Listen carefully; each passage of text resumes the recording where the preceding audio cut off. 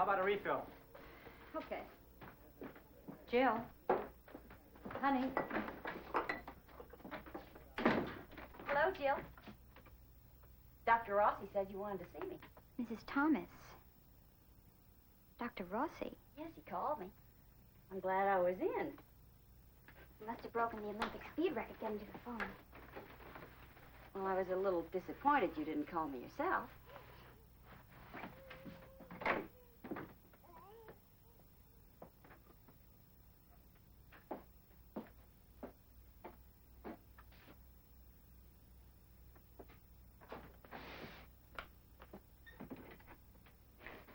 Why did you leave the Winters home, Jill?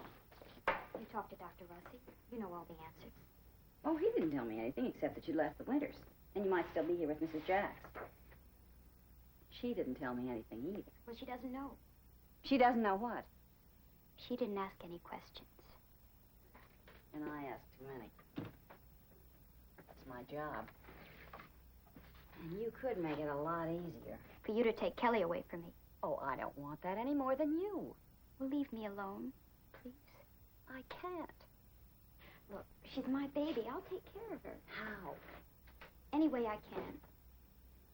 Jill, we're strangers, really. I suppose I represent something that's kind of a threat to you. Part of the world that tells people what to do, how to live. Is that it? Part of it?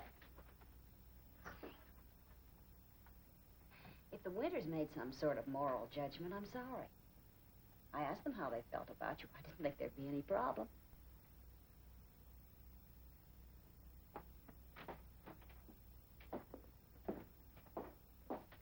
Jill, I'm here to help. I don't need any help. Well, Kelly does. And in this case... This case? Is that what you mean when you try to help somebody?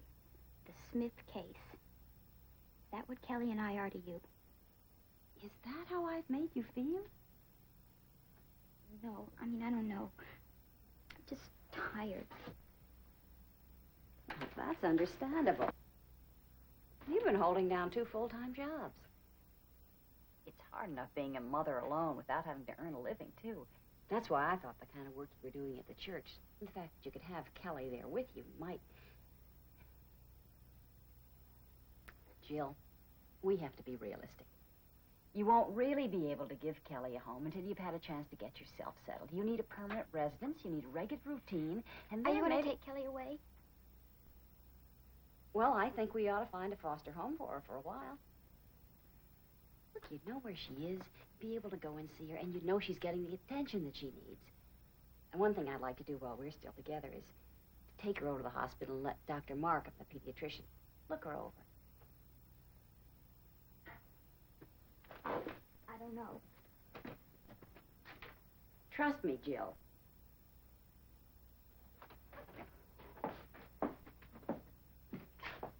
I'll call for an appointment.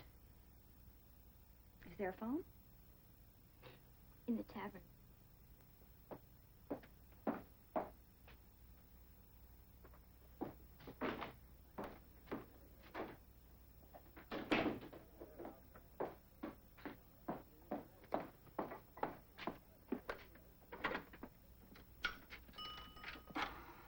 Thomas?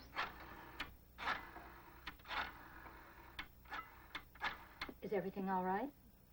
Oh, hello. This is Mrs. Thomas with Child Welfare. I wonder if you could tell me if Dr. Markman would have time to see a little girl this afternoon for a physical? Thanks. Is Kelly sick? Oh, no. I just thought it'd be a good idea if we took her in for checkup. Jill's agreed to let me put her in a home until we can work out something more definite. Yes. Oh, good. Thank you. Well, that's a break. We'll see you this afternoon. Maybe we can keep this day glued together yet. I'm glad you were able to talk to her. She's a good kid. Well, I think that when she sees that Kelly's going to be getting the kind of attention she needs, it'll be a lot easier for her to put her own life together.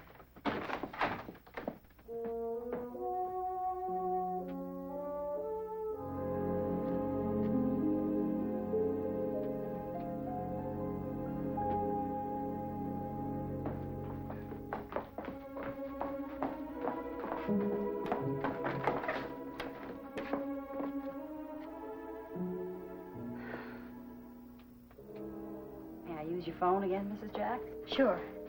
But she couldn't have gone too far. Oh, yes, she has. One step too far.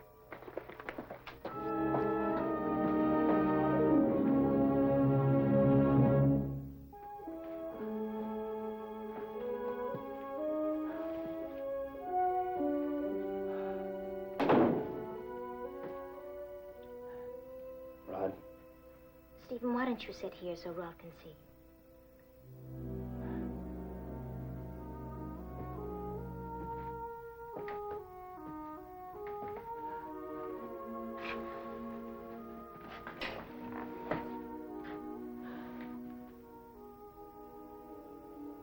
Which hand?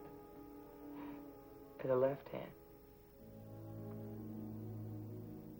I think that's great, Rod. So do I. Dr. Miles is very highly regarded. I know. What's new, Stephen?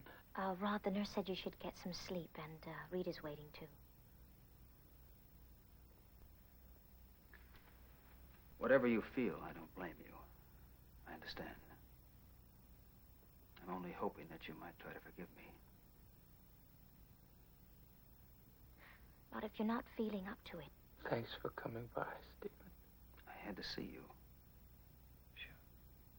I want you to believe that. Oh, I believe. I believe. I believe that you were afraid you might have killed me. Oh, that's a pretty frightening thought, isn't it, Stephen? Well, I was hoping that you might. Forgive you? Yes. It was a coincidence of time and place, Ron. I picked Betty up at the bike shop. I drove at normal speed. It never occurred to me that the road was narrow, that it was winding, that the possibility existed that you might be coming around a corner at that same moment. Betty and I hardly spoke. I mean, we hardly spoke. I was concentrating on my driving completely.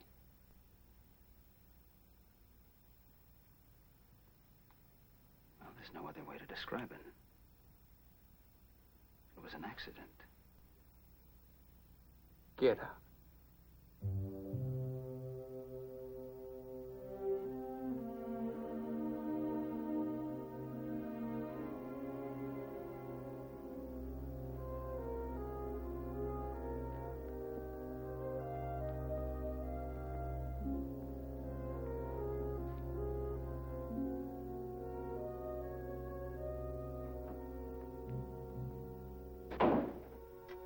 I shouldn't have suggested it. Why did you go with him? In the car, Yes. he insisted. He insisted that you go with him? Yes. Why didn't you say no, Betty?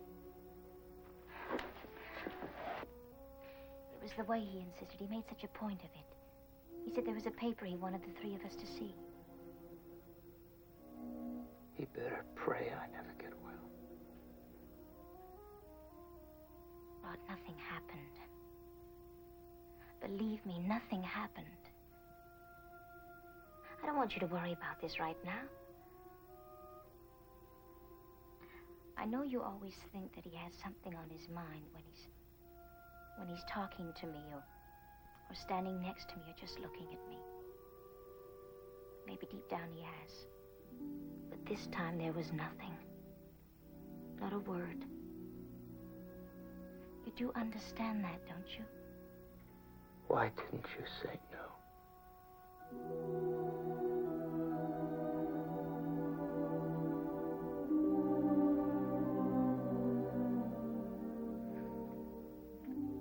Yes, I'll hold on. Yes, I was wondering if you've seen Reverend Winter. This is Mrs. Winter calling. Well, if you should see him, would you have him call me or have him call his home? It's very important. Yes. Thank you.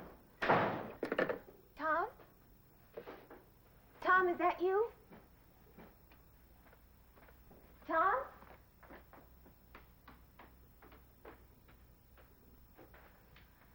Darling, thank God you're home. I was worried half to death. I don't mean to worry you. I didn't even go to sleep last night. Tell me what happened. Tom, what are you doing? Don't you owe me an explanation? I had some thinking to do. I'm finished thinking now. I guess I don't have to ask you what this means. Where's Jill? You were with her last night. Now you've come home to put on a white shirt. That's marvelous. I love symbols. Jill's been staying with Ada Jacks. She's fine. She's all right. The baby's all right. When you took this off last night... Did I take it off last night? Oh, come on, darling. When you reach out to comfort poor Jill, to give her your compassionate advice, did you make a little mistake? I mean, instead of just touching her, did you maybe grab her? I don't know what's the matter with me. And I don't mean upstairs in my head or downstairs at the bar. There's just something wrong with me physically.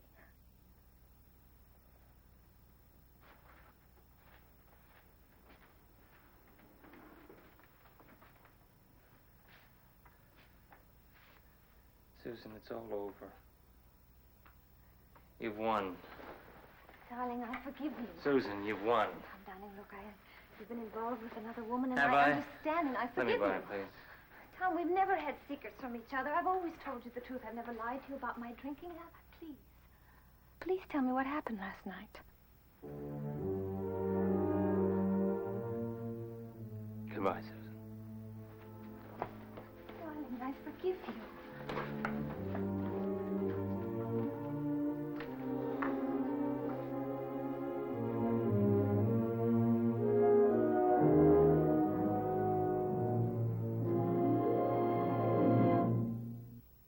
Preview from the continuing story of Peyton Place. I care about you very much, but I want you to set the terms. I want you to feel free to set those terms with me. Come on, don't bark at me, honey. Don't call me honey. Look, the judge looked at me and fixed child support. He didn't say anything about changing any diapers. I learned a lot from you, Stephen. I learned how to hit back. I can be a garbage pitcher, too.